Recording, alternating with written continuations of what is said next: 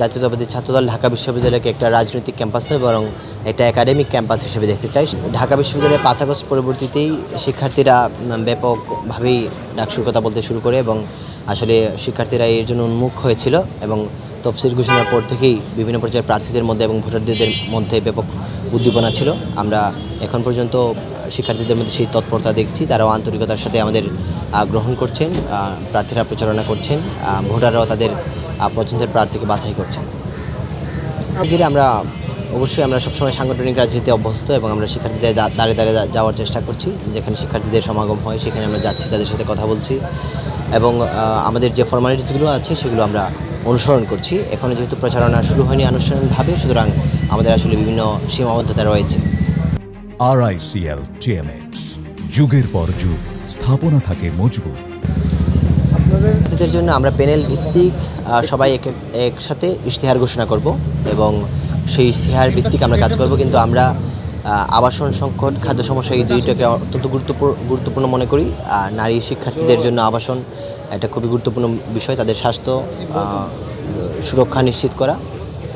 তার পাশাপাশি আমরা জাতীয়তাবাদী ছাত্রদল ঢাকা বিশ্ববিদ্যালয়কে একটা রাজনৈতিক ক্যাম্পাস নয়, বরং একটা একাডেমিক ক্যাম্পাস হিসেবে দেখতে চাই। সেই একাডেমিক ক্যাম্পাস বিনির্মাণের জায়গা থেকে আমরা ঢাকা বিশ্ববিদ্যালয়ের ভর্তি প্রক্রিয়া যে আছে তা সংশোধন করা বা পরিমার্জন করা, তার পাশাপাশি শিক্ষক নিয়োগ এবং শিক্ষা মূল্যায়ন, এই বিষয়গুলোকে আমরা অত্যন্ত গুরুত্বপূর্ণ মনে করছি।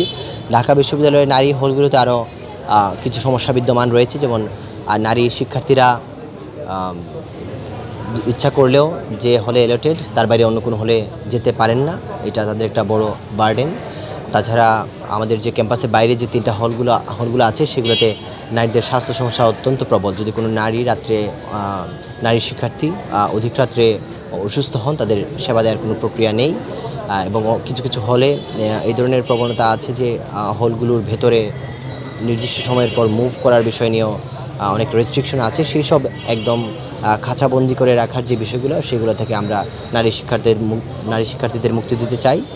আমরা চাই নারী শিক্ষার্থীদের যদি গভীর রাতেও তারা কোনো কারণে কোনো সমস্যায় পড়েন, স্বাস্থ্যগত সমস্যায়, তারা যাতে সরাসরি চিকিৎসকের সহায়তা পেতে পারেন এবং একজন নারী হিসেবে যে কোনো হলে, যেভাবে পুরুষ শিক্ষার্থীরা যে কোনো হলে যেতে পারে পুরুষের, তেমনিভাবে একজন নারী শিক্ষার্থী যেমন চাইলেই অন্য যে কোনো নারী হলে প্রবেশ করতে পারেন বৈধ শিক্ষার্থী হিসেবে।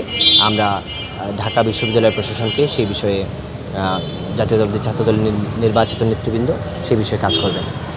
আমরা মনে করি ঢাকা বিশ্ববিদ্যালয় ক্যাম্পাসে এখন গণতান্ত্রিক পরিবেশ বিরাজ করছে এবং গণতান্ত্রিক পরিবেশ যদি এই পরিবেশ বিদ্যমান থাকে তাহলে খুবই ভালো এবং গ্রহণযোগ্য আর ভোটারদের অংশগ্রহণমূলক একটি নির্বাচন অনুষ্ঠিত হবে এবং আসলে অভিযোগ তো থাকবেই।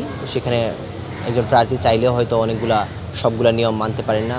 একজন প্রার্থী সুনির্দিষ্টভাবে 5 জন ব্যক্তির বাইরে চলাচল করার সুযোগ নেই, কিন্তু দেখা যায় যে আমরা একসাথে হলে পরে অনেক কর্মীরা চলে আসে, সেখানে কিছু সমস্যা তৈরি হয়। সবার ক্ষেত্রেই এটা হচ্ছে, অভিযোগ থাকবেই, কিন্তু অভিযোগের বাইরেও এটা সব অভিযোগের ভিত্তিটা প্রশাসনের কাছে দেওয়া হচ্ছে যে প্রশাসন এগুলোর সমাধান করুন। এটা আমাদের ছাত্র রাজনীতির সকল সংগঠনের জন্য ইতিবাচক বিষয় যে কোনো ছাত্র সংগঠন নিজ হস্তক্ষেপে কোনো সমস্যার সমাধান করার দিকে আগাচ্ছে না।